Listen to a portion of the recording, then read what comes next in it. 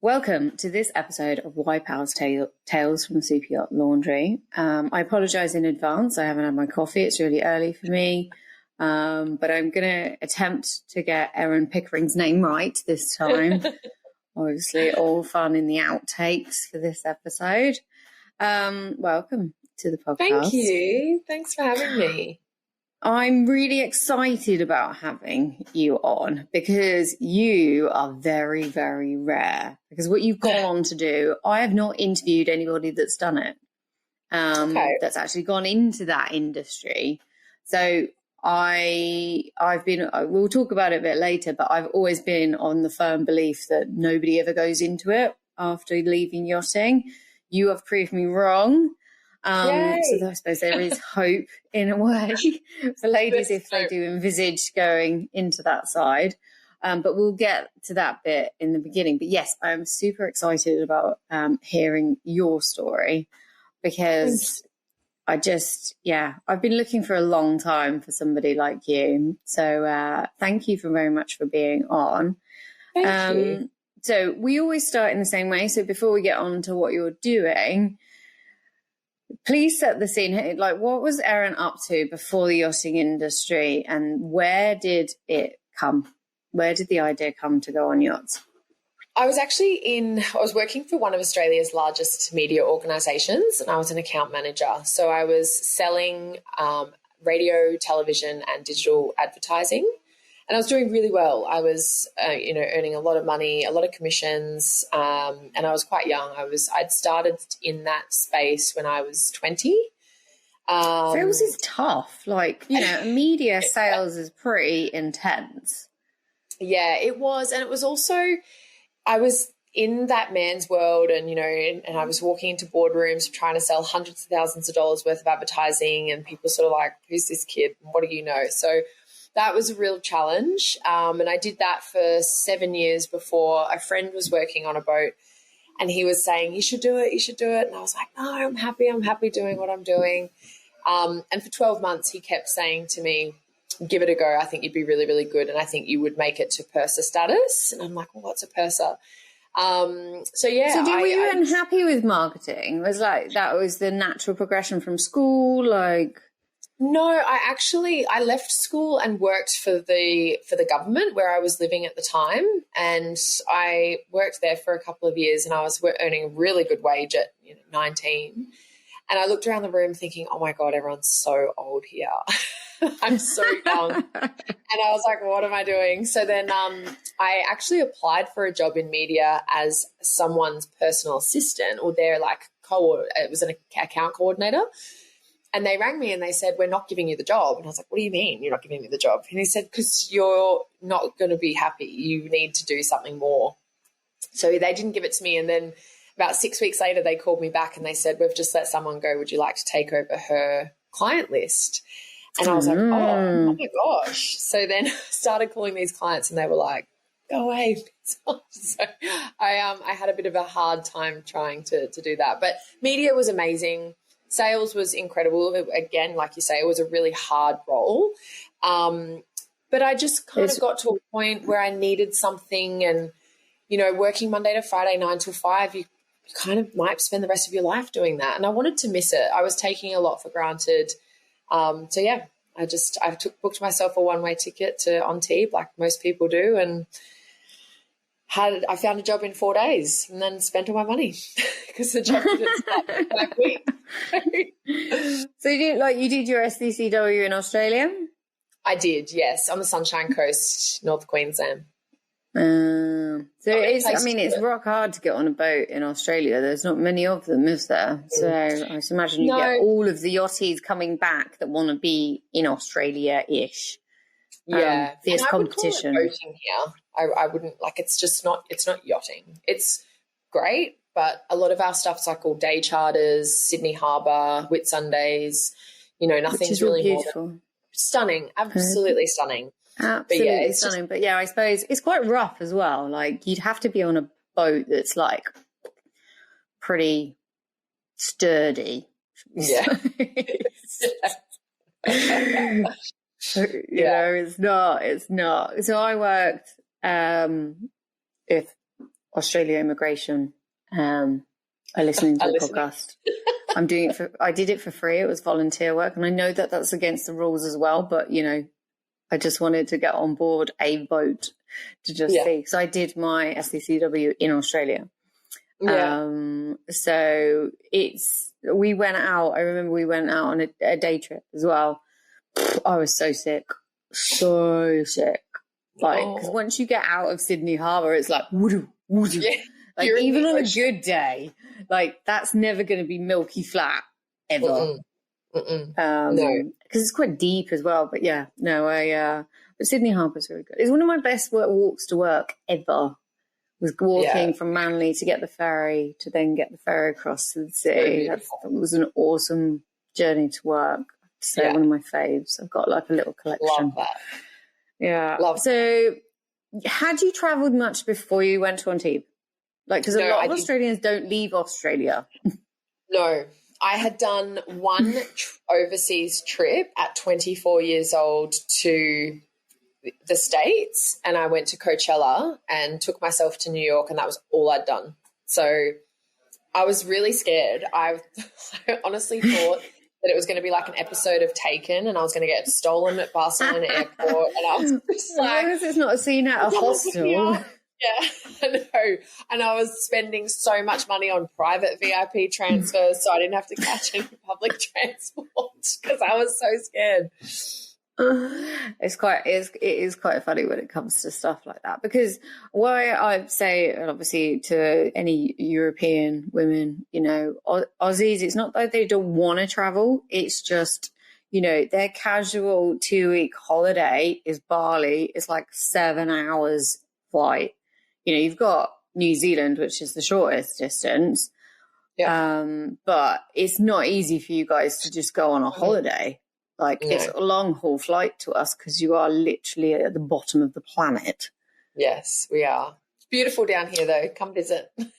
Yeah, well, no, it is. But you must, you must be really brave. Do you know what I mean? So to go to European countries, so obviously non-English speaking country as well.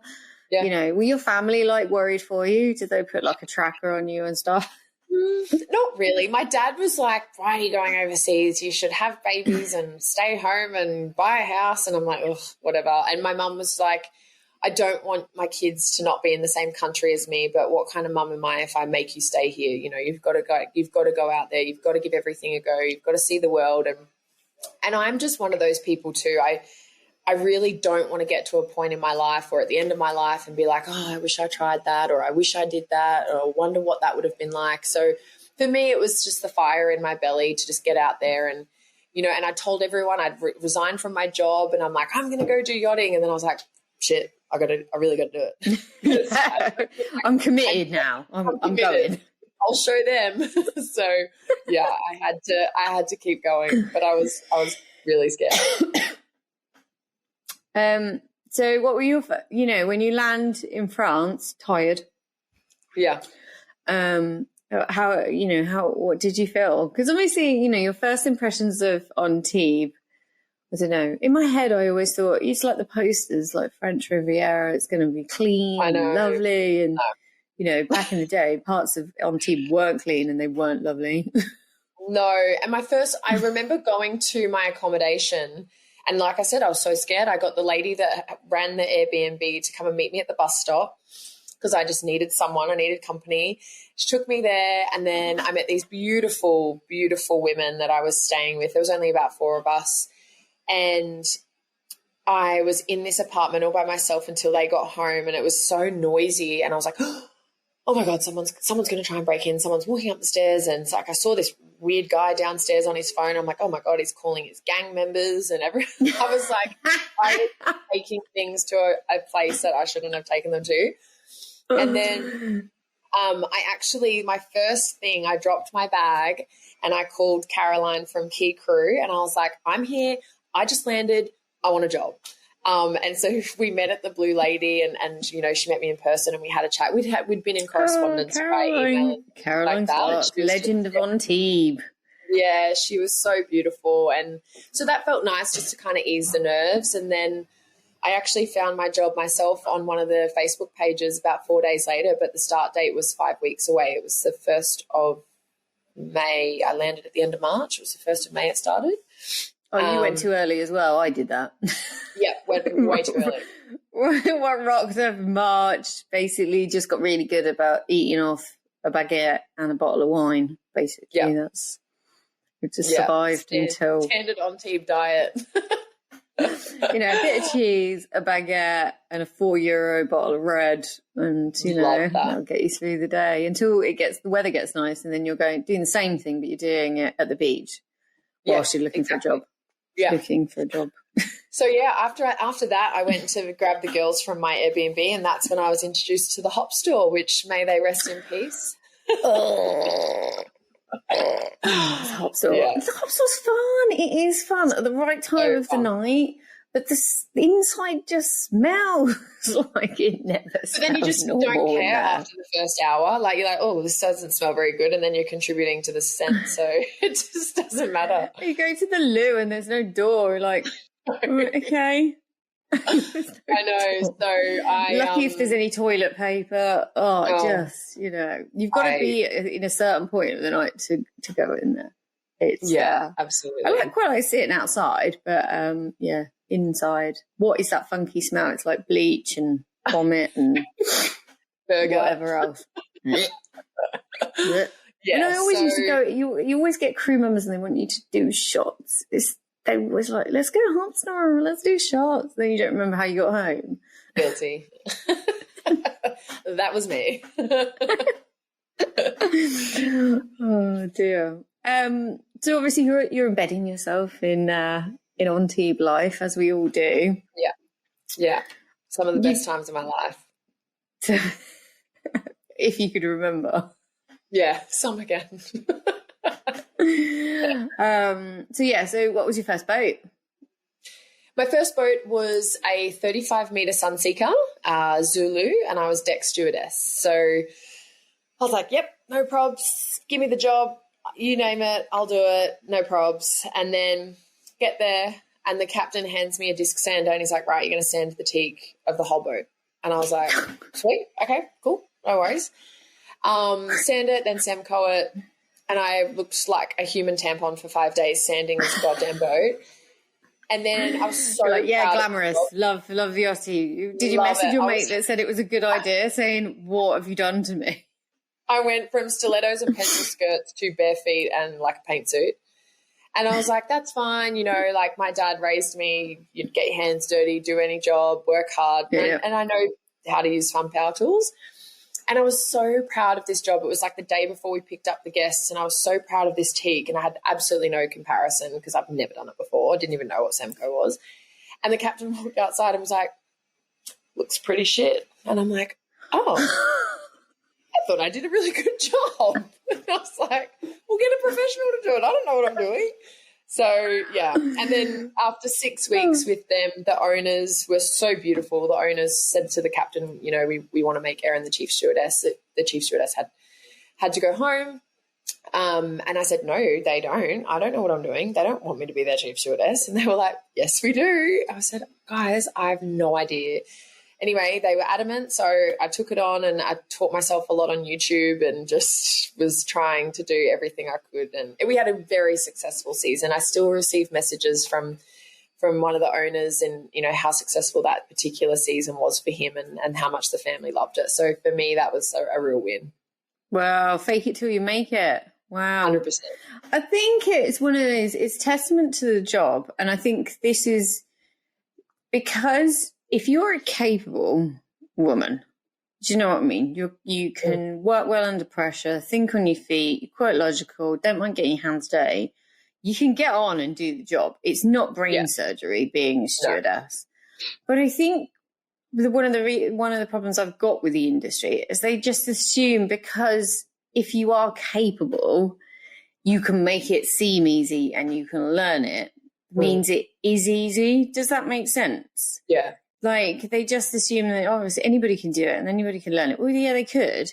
But you do have to be a certain type of woman to, like, pull that off with any kind of success. And I think the industry kind of does us a bit of a disservice because basically I think we're all incredible and we can make it work.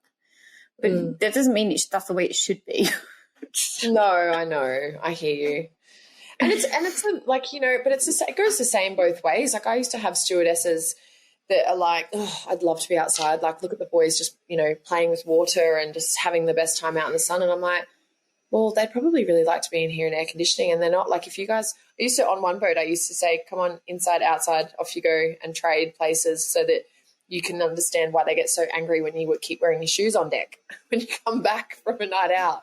So, and I completely agree. I think if you can do really well at it and make it look seamless, like that's a real talent. It is a real talent, but an underestimated one, to be honest. I do think that. So what was the love like? So you're in the role, obviously you kind of, apart from obviously your teak skills, like what did you love and what did you hate in the beginning? Can you say what resonated the most? Like basically being put in a coffin to sleep or... Yeah, I think for me, the one thing that really bothered me was the way that you were looked at because you were green to that industry, that you didn't know anything else about life. And I've just, I had just come from a corporate world, boardrooms, selling hundreds of thousands, sometimes millions of dollars worth of advertising to big company CEOs, GMs, you name it. And I did it really well. Just because I'm coming in as a green stewardess, in my mid-20s, it doesn't mean I don't know anything else about life and I'm stupid. And that was a real stigma that really drove me crazy because I would get talked down to by engineers, captains, chefs, what do you know? Like, you're green. And I'm like, I'm green at this, but I'm not green at life. That's true. That's a really good point, actually. A lot of women have had a lot of experience. We're not all the fresh 19, 20-year-olds, know. And I had the right attitude. I was like, hey, I'm not coming in here pretending like I know everything. I'm telling you I don't, and I'm willing to learn. So just teach me, and you only have to tell me once. You don't have to tell me multiple times. I'm a good listener. I'm a fast learner. And that's where I really dug my heels in on. And I clashed with some people, but I didn't care because I was like, I'm not asking anything that's too much. I'm telling you to get back off and see me for the smart, intelligent person that I am. I think it says a lot about your character and your parents because also, you have to have that belief in yourself to get into the industry, I think, and make it work. You have to believe in your own capabilities, and just to do, like, obviously, they did an assessment of you and said you could be chief stew. You were probably putting yourself down. If you sat down and thought about what you needed to do and what the job was, you knew that you could do it. Yeah. You just needed a bit of a nudge. It's a big testament to character, I think, for the women that I've got some stuff in the pipeline that we will talk about in the next few months because I want to know if we're all a very similar type of person. Yeah. There's got to be a trait, whether we're all lunatics.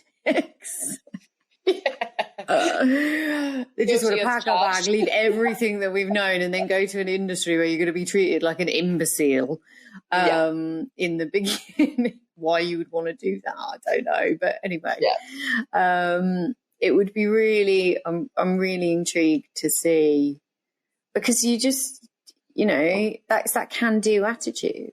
Do you think you got that from your parents? They've definitely played a part in that. I think it was just, I was born with it because as I made my first $280 when I was 3 by selling tickets to a school concert that was never even going to happen. So my mum was like, you've always been an entrepreneur or you've always wanted something and you just make things happen. That was cool. So, but like even people would say to mum, oh, Erin's so lucky. Look at her over there in Europe. And mum's like, she's not lucky. She made that. She went and got that. No one knocked on our front door and said, here's a job on a boat in Europe and here's your plane ticket. I went and got it.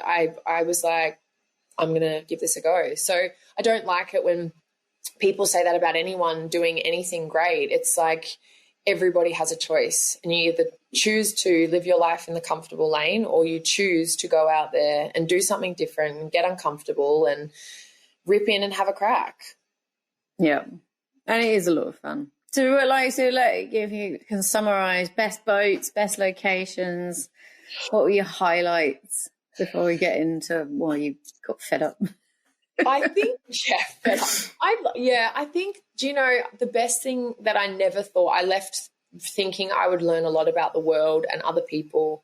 And I learned so much about myself and really confronting things as well.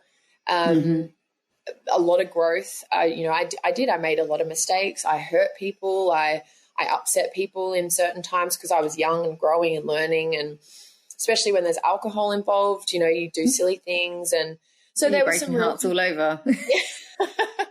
Oh, she broke a heart in every port. By a French man. Oh dear. They're dangerous, let me tell you. I think that was real. And again, being on boats, you know, one of my boats, 82 meters, we had 28 crew, 34 on payroll, 28 on board. And I've never felt more alone in my entire life. Really, I had some really, really, really dark days. And I was the only one responsible for allowing myself to get into those holes, but I was the only one that could get myself out of them. And having to really look deep within and look at myself and realize that I had qualities that I wasn't liking, and I had to shift that and change, really look at who I wanted to be, the type of friend, employee, person moving forward. And that was, I learned so much about myself.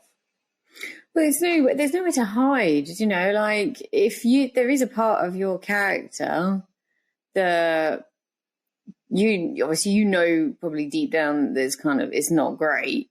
But on board, there's nowhere to hide. So if it's, you know, that'll be the one that comes to the forefront, and, you know, you just get smacked in the face to deal with it until you get off, or you just have to deal with it because it will just be a reoccurring problem.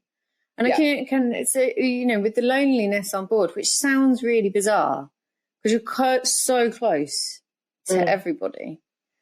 Yeah. And then you just don't, you know. But they're beautiful people. And sometimes you work with amazing crew members, and other times there's, you know, maybe you're not happy within the crew makeup, and that's okay. And that happens. But for me, there was just, again, those confronting moments for me that I couldn't escape from. And also it's like, if you work with someone in an office job and they go home at 5 o'clock, there's going to be things about them that you don't see because they're at home in their own house. Whereas on a boat, at dinner table, like at the breakfast table, there they are again. So you see the best and the worst of everybody. And those lonely moments when I was just feeling like I had no one, it's because those people aren't my people. They're still lovely people, but they're not the people that I would choose to go to something or confide in or really open up to. And especially being an Australian, you know, wanting to speak to someone that I love or care about, it could be the middle of the night for them. So the time zone really played a part in that, and just really going, no one here is really my person. So that's where the loneliness. Could you say that, you know, you can get obviously because it's such an intense experience on board. If you are on a boat or a position, you know, where it's not feeling right, do you know what I mean? And then because it's so close and so all-encompassing, that's when you want to reach out to find your anchor again. Do you know what I mean? Like you said, because you can't reach out to somebody who knows the true you and not what's going on at work, because you're trying to differentiate what's work and what's you. Are you having a problem, or is it the boat problem or whatever? And not being able to reach out to individuals when you need it most. Obviously, that's why I suppose mental health is such a big thing at the moment. Yeah.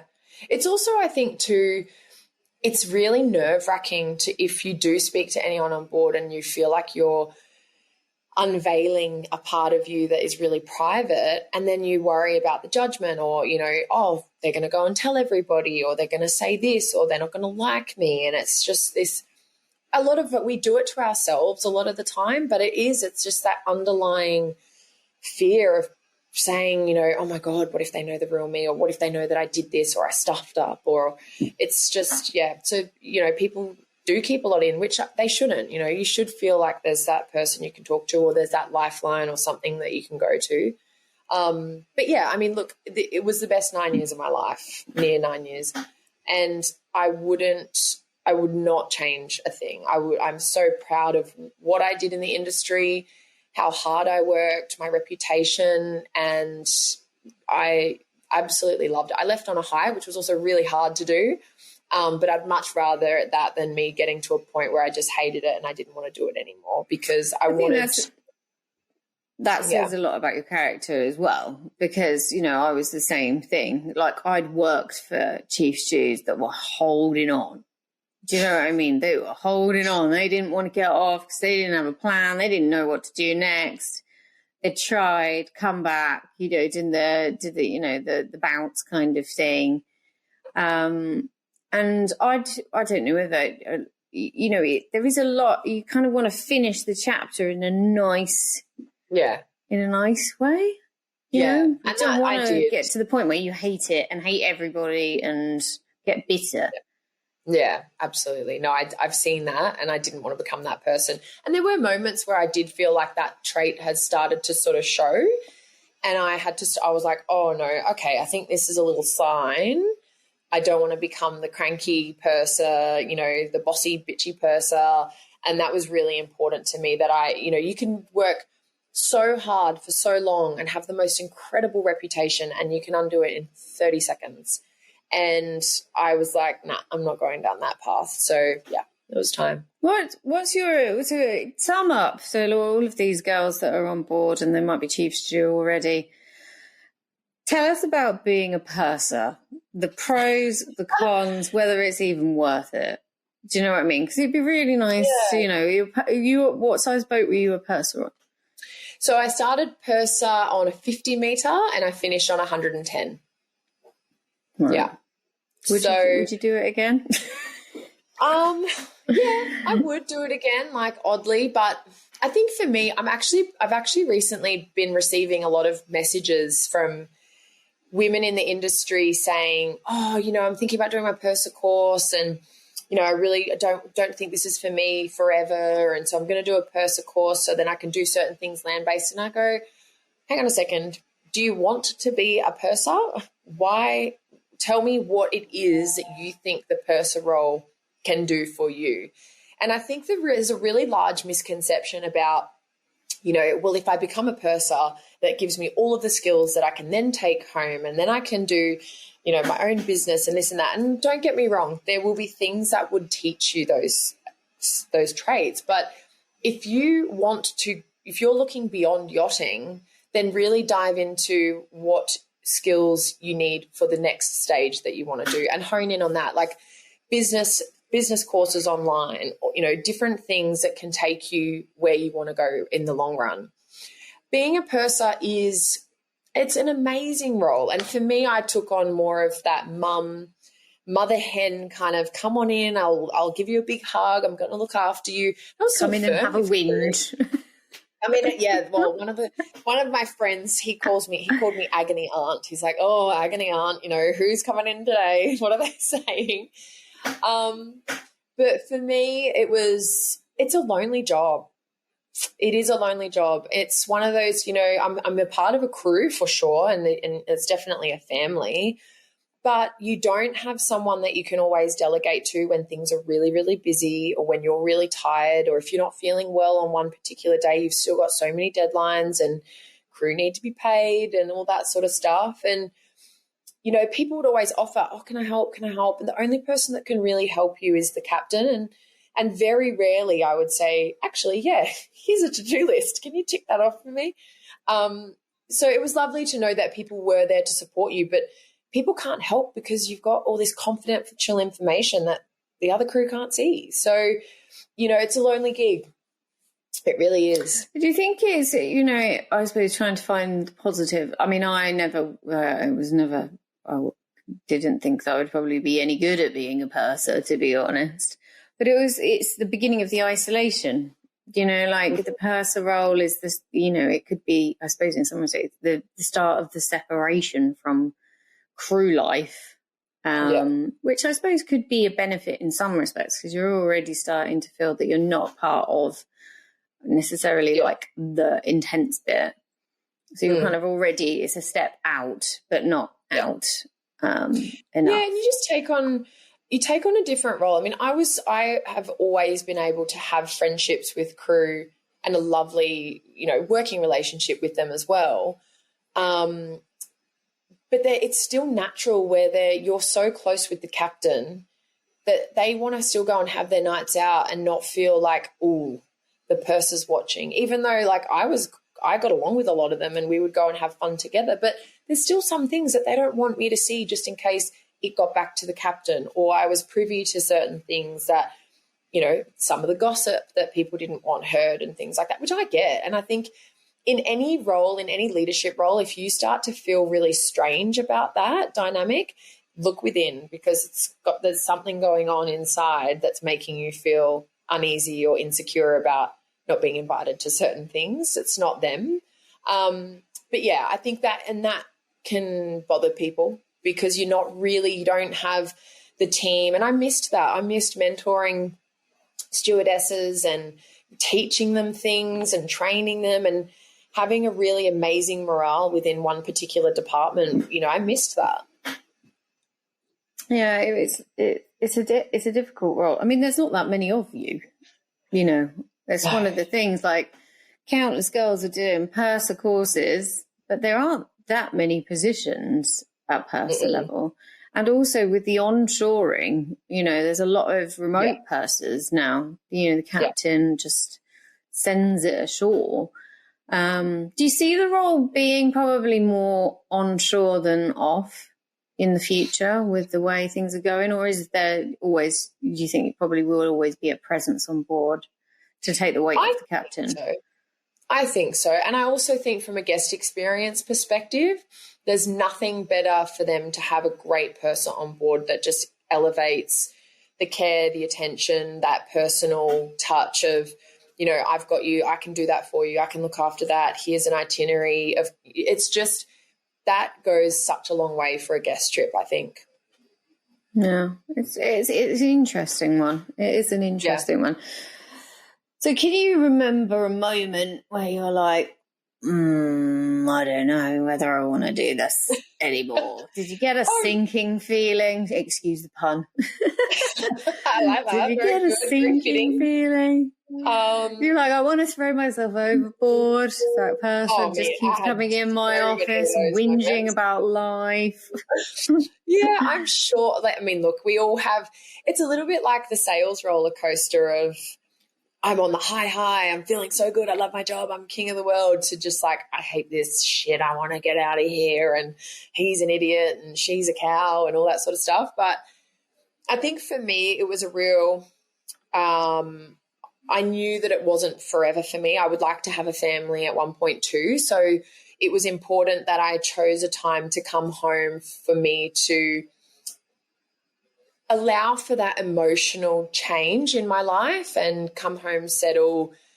I didn't know if I came home that I was just going to be absolutely miserable and miss going back on a boat so much so that I was like, actually, I'm not ready yet.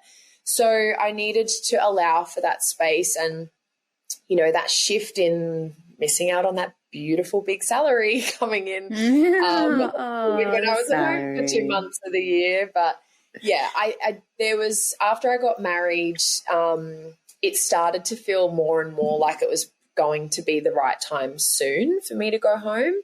My husband still is working on boats as a chief officer, and so he'll keep doing that for a little while, and he loves what he does. But yeah, every time I got home, the feeling of going back to work was becoming stronger and stronger. I just didn't want to. Yeah, and it is. You've got to spend some time transitioning. You know, that's an intense roller coaster as it is. And you add a baby into the mix, it's just, you know what I mean? You're going through so many sets of emotions all at the same time. I don't recommend it. So if you can leave earlier, do one thing, then do the next thing. Yeah. But, you know, knowing what we're like, you know, like we said at the beginning, you just pack your bag and you clear off and you're like, oh, I'll just make the best of it. So I think that's probably why a lot of girls just jump off. Yeah. Did you have any ideas about what, like, so, you know, you kind of got an idea of maybe a timeline, but what were you going to do? Like, what did you have any ideas about what you wanted to do? I knew I've always wanted to work for myself and create my own company. And I think for me, over the years, witnessing a lot of different leadership styles, some amazing, some terrible, and getting more and more frustrated that there were still these leaders out there and witnessing some of it, I'm just like, oh my gosh, like what is going on? So to have a company that really harnessed that amazing leadership and coaching and mentoring and things like that. So, yeah, I knew what I wanted to work for myself. That was an absolute necessity, but exactly how I was going to transfer my skill set as a media sales account manager to, you know, managing, leading, all of the admin skills that I had as well. I was working on that in my mind for my next step for probably about 12 months. Yeah, it's quite interesting what we think it's going to be like and what it's like. You know, the projections, like, you know, I'm getting ready to go. I'm feeling like it's going to happen. I'm going to Google a few things to death and hope that that's enough. Yeah. Just trying to work out what it would look like. Where did it? So your idea was to help with businesses on land with leadership. Yeah, so that's kind of where it started. I approached a creative agency to start with a bit of a brainstorm. So it was about a 5-hour think tank with them, and just kind of I went blah and told them everything I've done, everything I can do. And they sort of started coming back at me with different ideas, and I was like, nah. Because I knew as soon as I heard it and as soon as I stumbled across what it was that I was going to do and make me happy, I knew that I would just be like, yep, bingo, that's it. So trusting your gut. Trusting my gut, absolutely. My gut has never let me down in my entire life, ever. It's always been right. Even with boys? even with my friends' boys. I'm like, something about him, I don't know. And sure enough, I was right. So, yeah, they came back to me with sort of getting all of my skill sets and encompassing that into a company which I started. So, yeah, it was great. Like I said at the beginning, though, you work in hospitality. Now, you are rare. I would say rare as rocking horse, whatever. Because obviously one of the pitches for the many, I'm not slagging anybody off, but one of the pitches of, you know, especially the Purser course, you can use this in your next life. You can go work in a private house. You can go, you know, work in a hotel. None of these things seem to happen. Now, I've spoken to hundreds of women, and you're the first that even works in hospitality. Yes. Great. Love that. Well, you are. But did you say, do I remember correctly, you worked in a private house? Yes, I was chief of staff for a family for about 6 months, I think it was, 6 or 7 months. And it just wasn't, the family weren't right for me. I didn't agree with their way of life. But that job is quite demanding. Massively. Would you say more demanding than on board? Way more. Crazy. Ridiculous. The list goes on. It was, I mean, in the beginning, I was like, oh my God, I finally found a job that I can do I can do something of all of the things that I love to do. Whereas like as a purser, and that's how it started. I was purser for them, and then they sort of started to shift it into this chief of staff role because there was a bit of a gap in the middle. And it was amazing. I was like, oh my God, I can finally do all these little different things. Whereas some of the purser things, I was like, ugh, I hate this part of my job. I love this part of my job, but I really don't like that part. So I was loving it. And because I got given a laptop and they were like, we have nothing. So I'm like, okay, so what about this? Like nothing. So all standard operating procedures, protocols, you know, we had 56 staff, 12 security guards from the States, and, you know, visas and all sorts. So a lot of similar things from the purser role, but creating something from absolute scratch was really exciting to me. And we were going to take it in whatever direction we felt was right. So, but yeah, the cracks started to show, and I thought I wasn't going back to boats, to be completely honest with you. But after that, I sort of put my CV back out there and landed my last gig, which was, 7 Seas, 110 metre as purser, and launching them, or assisting them sort of in the last stages of the build and launching out of the EU and stuff, which was just amazing, and a really great team. It's one of those things, you know, it's like working for, I know you're maybe the second that I know that worked for a private home on land, all saying quite the same thing, that it's just quite intense. So where on the boat, okay, we've got loosely hours of rest and stuff like that. That seems to just be blown out of the window completely with being on land. You know, if you're in a private house, you know, it's private. So private life doesn't stop. So therefore your job doesn't stop. Yeah. And also we were in the UK, but I didn't have a work visa for the UK because it wasn't really to do with the UK. The family weren't British. So it was really tricky. And even if I sort of was like, well, I'm going to go to a union, they're like, but you can't work in this country. So what are you doing? So it's really we're going to deport you instead. I was like, I'm trapped.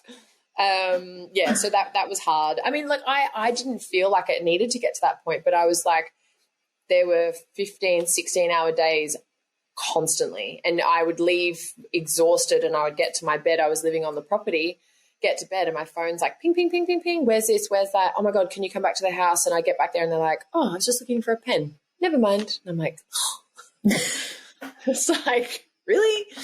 Yeah. Oh, dear. Well, you weren't meant to be there. So, if there was murder, so at that point, you're like, yeah.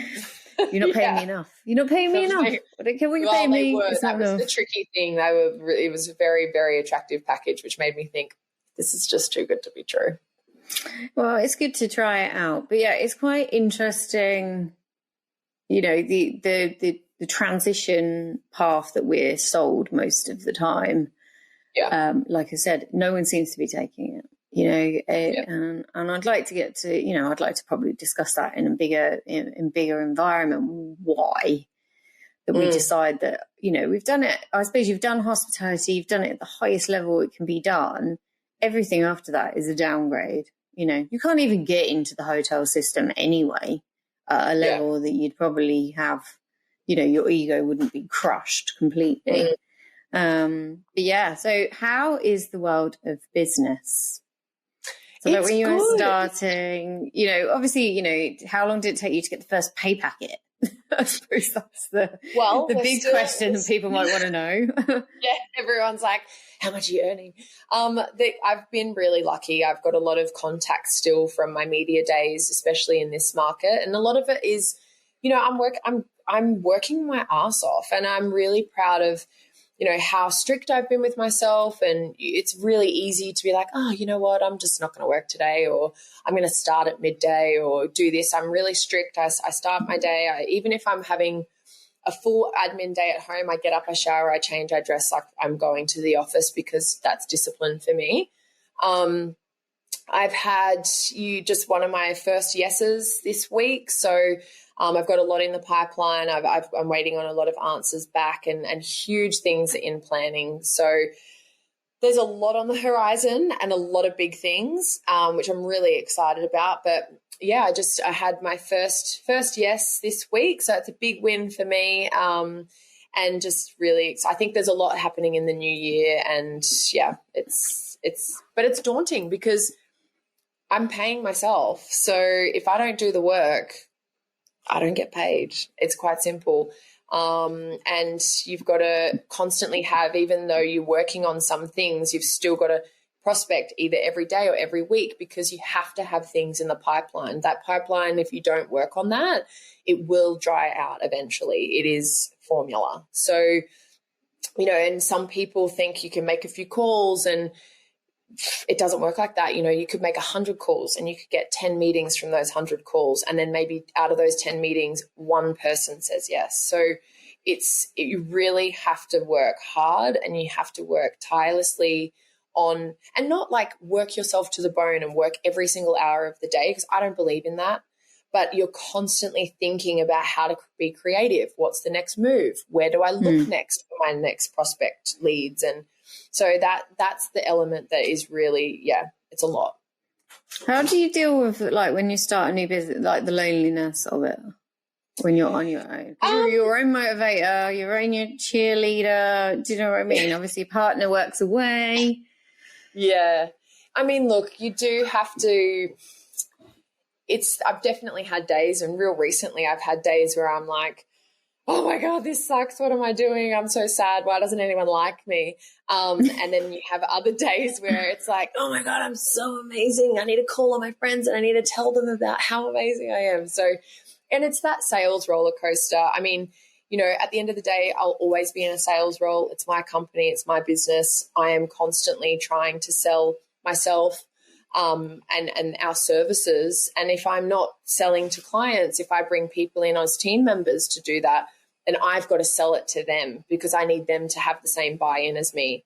So, and a sales roller coaster is it's a stupid, scary ride. It's so great, and it can suck so much too. So, yeah. And then I just, I'm working with other companies.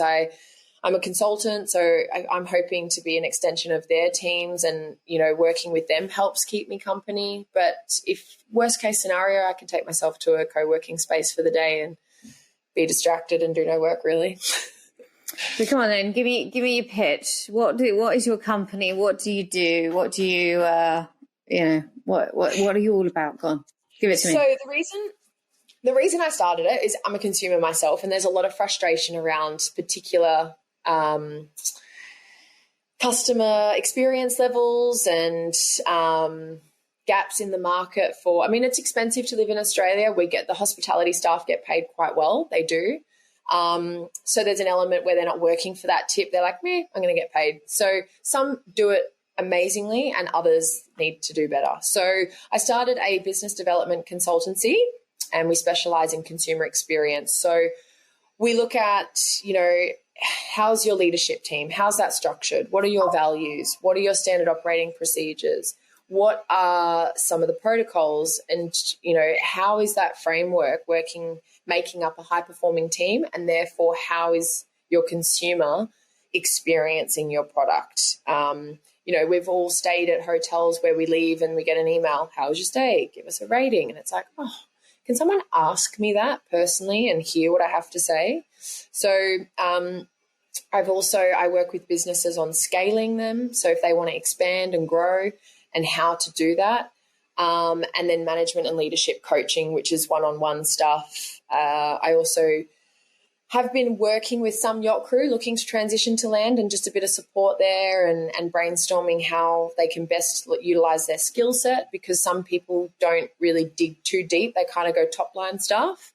So there's been some coaching and management leadership stuff there as well. Pretty cool. Yeah, cool. It is. It's great. It's great. And everyone that hears about it's fascinated, and they say, oh my God, there's no one like you. And so, which is great for me because I don't have many competitors. Well, it's the adaptability, that's taking what we've learned on board, but bringing it to a level which it deserves. And I think there's also a problem when women leave that, obviously rewriting your CV and stuff like that. How do you translate what we've experienced and what we've learned into a way an employer would understand? And I think that's also why a lot of women go for running their own business, because it's just too hard to try and get anybody to understand. I think your business is incredible because it marries the best Do you know what I mean? The best of our experiences on board, utilises them, but utilises them at the level that they deserve. Do you know what I mean? Which I think is rock hard to do. But maybe our hospitality is the only one it could really happen in, if you know what I mean, because that is really the core of all of our experiences on board. Yeah. Like I said, you are the only one. You know, you definitely don't have any competitors, because I don't know anybody else that has managed to translate it. I suppose. I think that's what I'm trying to say. Yeah. And so hotels are probably my main target. Restaurants come in second, and then with scaling, I've had a couple of random, even tradies reaching out to sort of say, look, I really want to grow, I want to expand, I want two more locations, I want a bigger team, and they just don't really know where to start or how to do it or what to, even looking at performance plans for staff and things like that. So it's great, and I get to choose who I align myself with. So if you don't share what I believe in, or if you don't have the real love for looking after people and leading them well and being a great mentor, and that doesn't always mean, allowing your staff to do whatever they want, but being really passionate about, no, these are the protocols, this is what I believe in, and I'm sticking by that, then I get to align with great people that want the best. That's right. I have to say, it's pretty amazing. I have to say. Thank you. Like I said, it's very unique, and it really is. Like I said, it's just a great story, because it is so hard. I remember doing my CV and just like, how do I summarize what I've done to people that just don't get it? Do you know what I mean? They don't. And kind of come out on a professional level at the other side. So it's great to hear. Obviously, we'll put all your details of your company in the bio, so people can check you out. Obviously, you're in Australia. Are you planning to come to Europe anytime soon, or you're quite happy? Yes, there will be a European trip on the cards next year, I think. It's just working out the right time to do that. So maybe not before. I would love to have you back on the podcast. Thank you. And we can maybe get into more of the nitty-gritty about your business and, obviously what's been going on. I think our listeners would greatly be interested in what you're doing. It'd be great. Yeah, so obviously we're going to need to wrap it up. 2 things.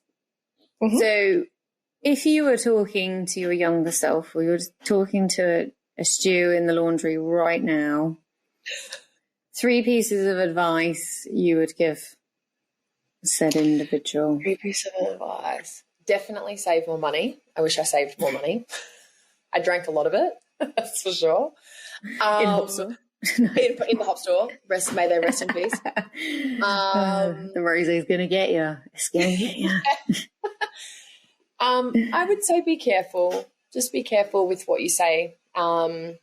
And that can be taken into so many different, be kind.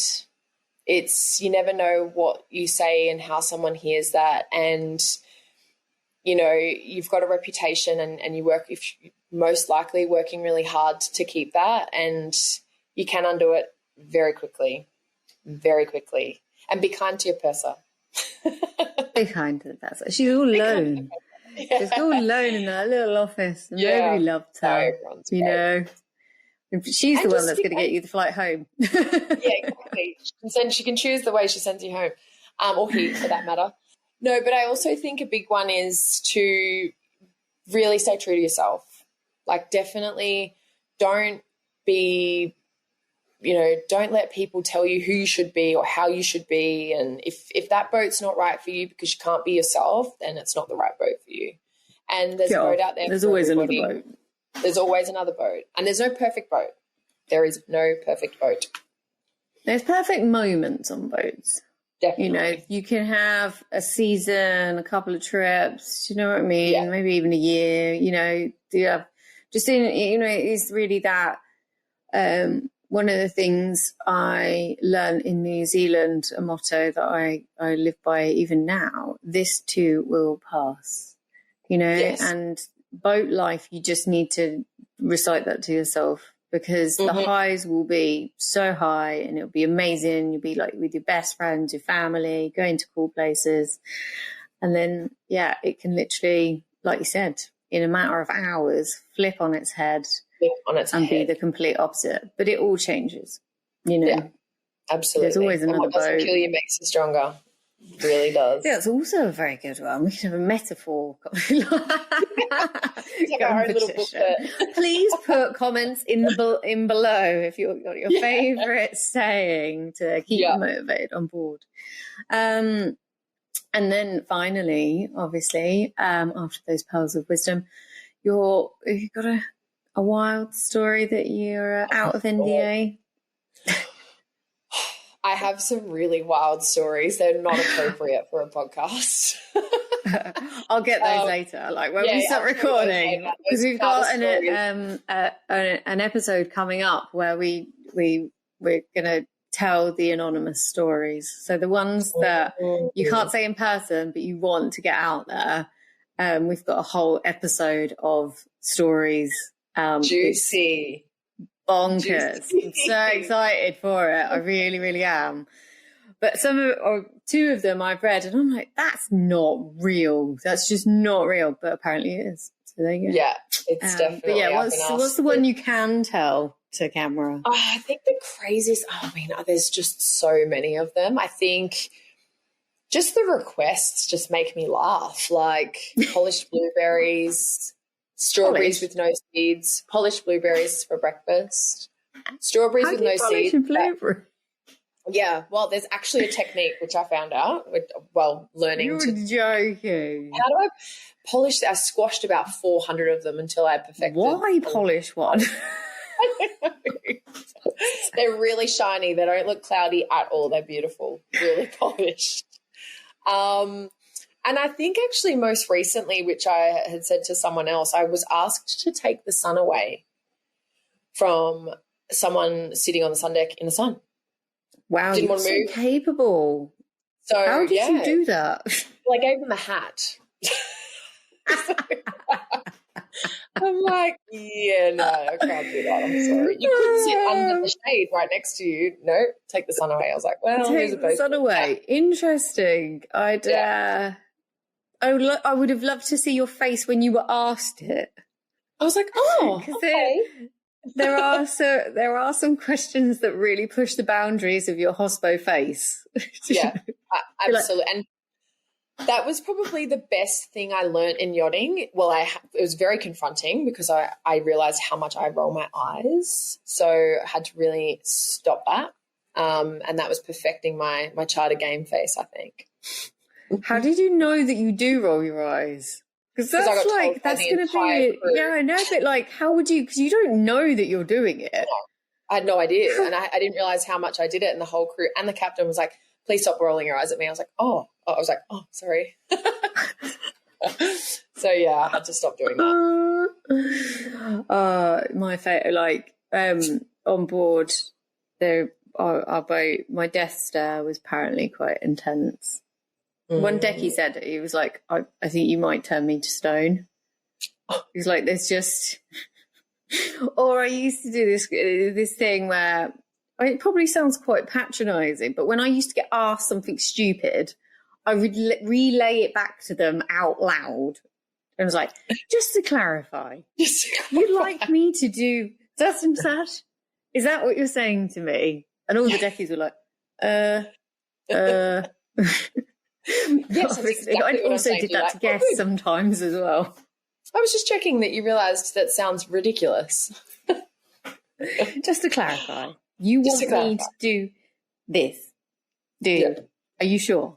That is so funny. I love it. But rolling your eyes, I don't know how you would even start. That's like me not frowning when somebody says something stupid. The only way I could get around it was have Botox, because you can't frown. I think I just started staring. Maybe I looked like I was trying to do something on the toilet because I was just like, trying not to my eyes. Fabulous. Thank you very much. Thank you so much for your time. It's been really, really good. I hope all of our listeners have enjoyed it. We would definitely when you get to Europe, let me know. I don't think I'm going to get to Australia anytime soon, so it's going to have to be the other way around. Depends on how bad this winter gets. You might change your mind. I've said it in other podcasts, I would love to go back to Australia. I really, really would. I'd love Pearls to be, because obviously we've got the location application on it. So like wherever you are in the world, if you're in Australia, you can actually find the other crew members that are in Australia, which, you know, so in an ideal world, everybody would just have it automatically, and then you can do meetups in Australia, and then I would have to fly, obviously, to Australia to go to these meetups. Universe. Yes, hello. That's what I would really like, but I don't know. We've got a little bit of way to go yet. I'm not going to say never. But when you do come over, please let us know. I will. Thank you so much for your time. Thank you. To all the listeners, if you've enjoyed this episode, we have loads more for you to enjoy. If you're really interested in what Erin's been up to, we will put links to all of her bits and pieces in the bio. We do have a whole load of useful information, whether you're on board or off, in our app if you want to join the community.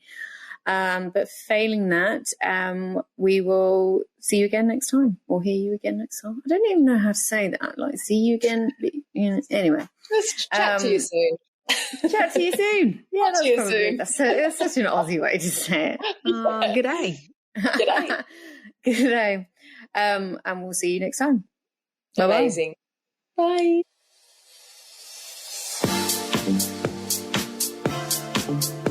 Bye.